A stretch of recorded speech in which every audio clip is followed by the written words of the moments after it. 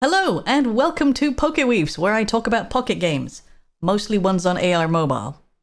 Now, The Witcher Monster Slayer was just released, and I had a good play with the early features today. Quick overview, it is very spendy to start with, and you need to be prepared to travel a lot. I'll talk about those in a minute, but first I'm going to take you through the basics of how to play The Witcher Monster Slayer. Actually, no.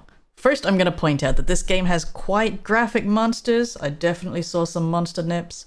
So if you have young children watching, maybe have a quick scan through, see if you think this is appropriate for them. I'm going to keep it family friendly, but I mean the game's graphics are the game's graphics, so be prepared. So, the game is basically about fighting monsters. Here's the fight screen. To actually play, once you're in the fight screen, it's very simple. You swipe quickly for fast attacks, you pause between swipes for strong attacks, and you hold it down anywhere on the screen to block. In the world of The Witcher, however, it's not just about the attacks. Preparing for battles is really important. Before you go into any encounter, you get this screen. This shows you what the monster is vulnerable to and lets you choose your equipment accordingly. You pick your sword, you pick a potion buff, you pick a bomb type, and you pick an oil to apply to your blade. You can also toggle AR from here, so you can use the nice foresty background we have here, or you can look outside and see the monsters right in front of you.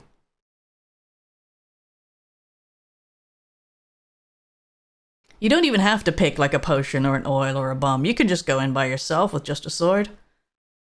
I wouldn't advise it, but it's possible. If you just want to like test out a monster or check it out, then you can absolutely do that. Because if you go in and then either fail or quit out of the encounter, you will lose your items. And for those of you who are not that interested in trying to optimize everything, I mean, it's pretty simple. You're fighting a necrophage, you use necrophage oil, and it's all written up there at the top of the encounter screen.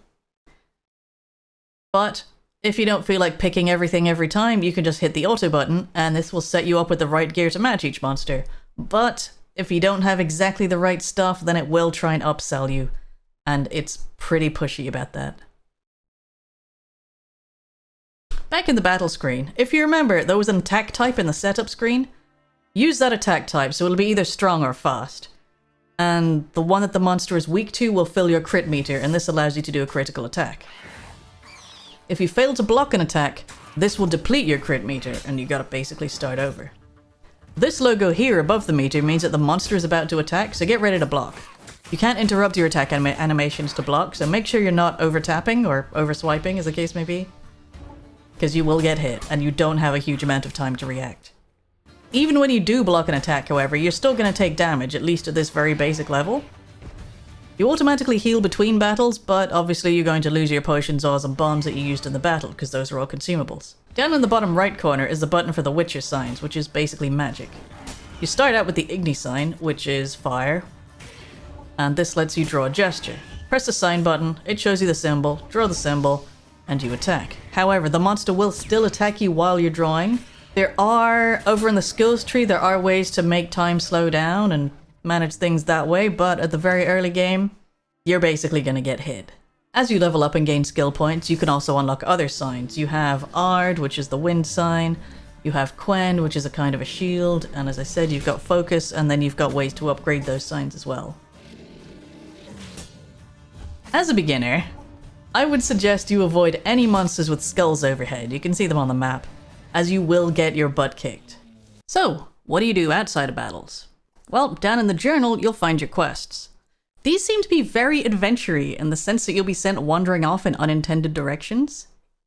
I started playing in a playground because I figured I'd have plenty of room to run around. Tapped my quest and I was immediately sent off to a different park about 700 meters away. And this isn't even really a park or like a play area, it's more of a bit of open grassland nearby, so I was off for a walk in nature. Leveling up along the way, I did get a few skill points. These you could spend to boost your attacks, or you can buy points in the resolve skill, which lets you preserve a bunch of the critical meter even when you fail to parry. You can also unlock new potion recipes, and the different signs that Witcher fans will recognize, as I mentioned before, Ard, Quen, Focus. Yrden and Axii don't seem to be in the game, which kind of makes sense, because Yrden is all about dropping traps, and Axii is charming other people, charming your opponents, which doesn't really apply here. If they are in the game, they're certainly not in the skill tree that I can see right now. But carrying on with the mission, I eventually found my goal, and as I got closer and closer to the big target location circle, that got smaller and more precise. However, once I did the stuff at the second point, it went on to another location, and that was a bit trickier. I followed the target, and then it kinda wanted me to go cross a busy road that was definitely not safe to be crossing. If you poke around, you see that there is actually an option in the journal to relocate the quest, as in generate a new location for a new target location. Presumably for things like if you're playing while on holiday, they don't want to force you to go back to another holiday just to finish your video game quest line. But the relocate button won't activate until you're a kilometer away from the current target area. So what I did was traveled up to a different park so I could hit relocate.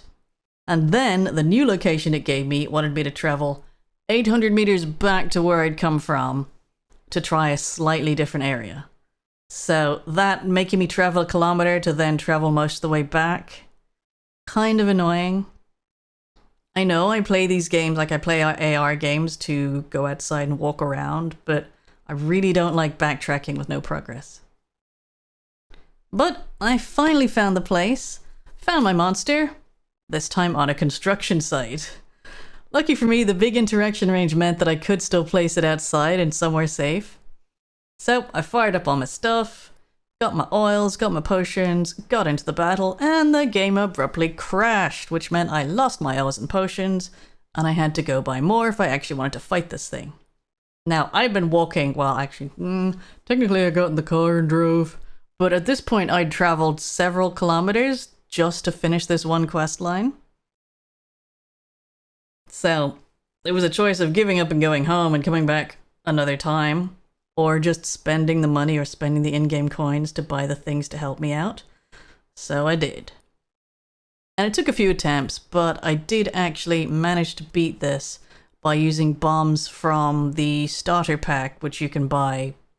It's a small pack of a bunch of stuff that you can buy in the shop. And this is why I say that the game is a bit spendy.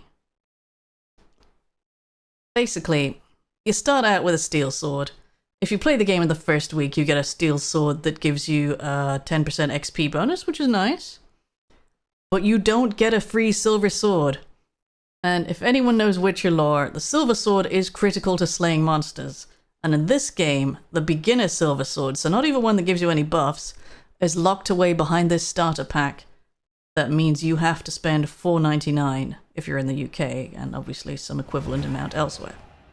The way that steel versus silver sword seems to translate in this game is that monsters vulnerable to silver, when you use a silver sword, that does 30% more damage than if you use the wrong sword. So locking that away behind a paywall makes it a lot harder. Like technically, yes, it's still free to play, but it's a lot harder to fight half the monsters without spending anything. And this is, remember, that in like the first hour of the game. If you don't want to buy the starter pack, well, if you don't want to spend real money, you can buy other silver swords that have buffs in the equipment section, but the cheapest of those is 1,800 coins. When I finished this quest, it paid me 45 coins. And that's from walking 3 kilometers plus a bit of traveling in the car. So buying a silver sword with in-game currency would actually take forever. Or you can buy enough in-game currency in the shop for just over £5. On the other hand, you could spend that £5 on the starter pack, which gives you a bunch of potions and crafting stations and other things you would be using. I spent 150 coins just buying the oil that I lost when the game crashed. So really, instead of being up 45 coins, I'm now already down by 105. I get it, mobile games need to make money, but this feels like it's impossible to get geared up without spending anything. Even now that I have the sword, anything I can see ranked higher than easy, so the stuff that has the skulls over the top, is pretty much guaranteed to kill me, presumably because my starter armor is rubbish, and therefore every time I get hit it knocks off loads of health. The cheapest armor in the shop is 3,400 points, or about £10. So yeah. I like the adventure aspect, like it's quite fun, just sort of traipsing around the fields, given that it is summer and the weather is nice, and not like raining and muddy and horrible. But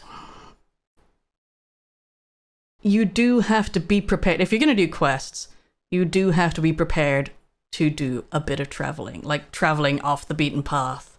So it's definitely not the casual kind of pick up and play thing that Pokemon Go is.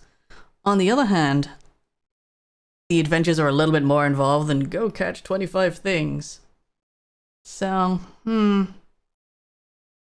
can see it being certainly in nice weather. I can see it being a nice... Okay, I want to walk somewhere just to get some exercise kind of game, but not the kind of thing you would play because you want to go to the shops. Because chances are, if you try and do a quest line, you're going to go in a completely different direction.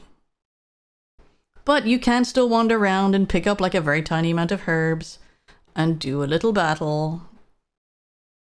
So it's not all about the quests and the being sent in strange directions. But I'm not sure those are interesting or casual enough that I'll be doing that on a regular basis. So, have you tried the Witcher Monster Slayer yet? What do you think of it? Let me know in the comments, and feel free to give this video a thumbs up and subscribe if you want more Witcher content, and maybe even some Pokemon Go content, which I'm very aware I've not done very much of lately. Thank you for watching. I will see you next time. Goodbye!